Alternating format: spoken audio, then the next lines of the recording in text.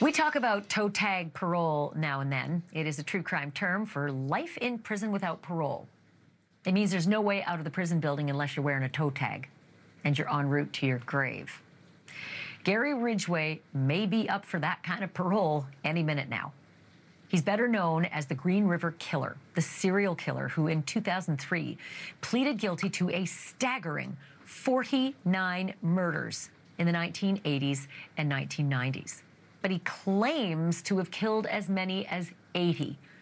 All of them women or girls, most of them sex workers or teenage runaways that he picked up near the Seattle-Tacoma airport and then dumped when they were dead around Seattle's Green River, hence the nickname.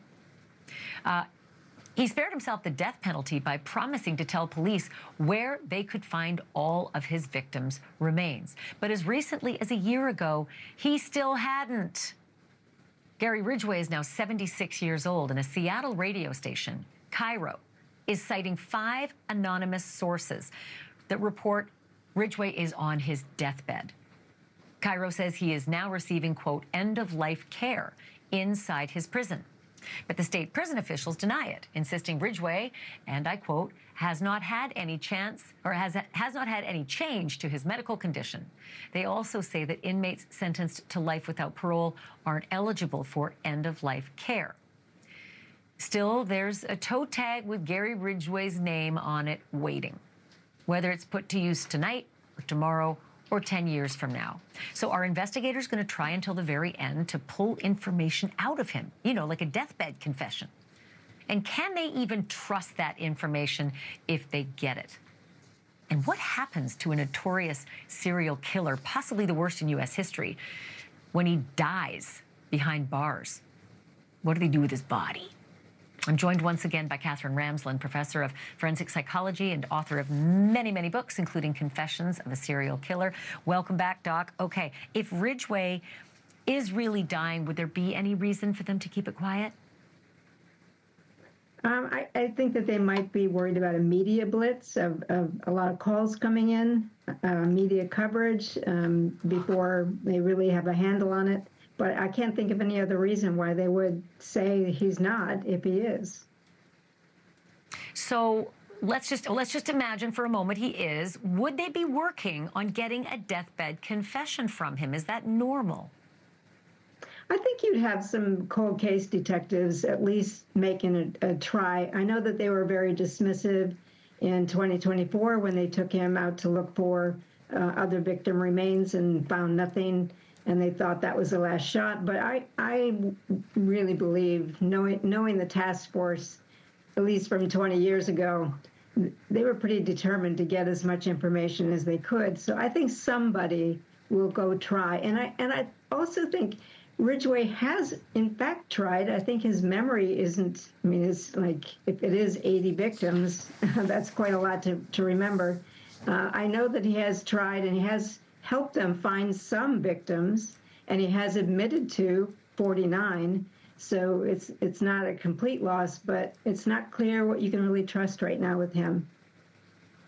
That was my next question. Even if he does hand over some kind of deathbed confession, how believable could it really be? Well, it can be believable if you can corroborate it, if he gives a specific location and you do find a body, or if there are a number of cases that they think are associated with him that he has denied, but he could change course and say, actually, I did kill that one or this one. So they've gone over quite a few cases with him that he hasn't confessed to, and he could say yes. That doesn't necessarily mean it's trustworthy, but perhaps he can give them something that would help to corroborate it. So the other question I have, and I don't know if you know protocol in a lot of these prisons, but I'm always curious about a guy who's about to exercise toe tag parole, right? You die either in your cell or in the infirmary. What happens next with his body? So it depends on how the person has arranged things. If he has somebody with power of attorney and who will claim his body or will, go with his final wishes, then that's what will happen. That protocol will probably be followed. If there isn't anybody, then he might end up in a prison cemetery, maybe a mass. I don't really know what they do in Washington State, but I think that that's likely what would happen. I haven't heard of anybody stepping forward to get his body, or his brain for that matter. You would think that some of the neuropsychologists would want to study his brain, but I haven't heard of anybody stepping forth for that. Boy, would I ever love that to happen, some study of his brain and others as well. That should be mandatory. Well, I don't know. There are people who will do it, but they need somebody to fund it. That's the crucial thing. Yep. Makes sense. I just personally hope that he just ends up tossed unceremoniously into a pit that's unmarked. I just feel so much for the women that he murdered, and then the necrophilia that he performed until there were too many maggots. I mean, he is really just one of the worst beasts that roam the planet. But you, on the other hand, are wonderful, and I love talking to you. Thank you, Doctor. I really appreciate this. Thanks for having me. I appreciate being here. Thank you for watching. Subscribe below and download our NewsNation app right now on your phone, and you will get fact-based, unbiased news for all Americans.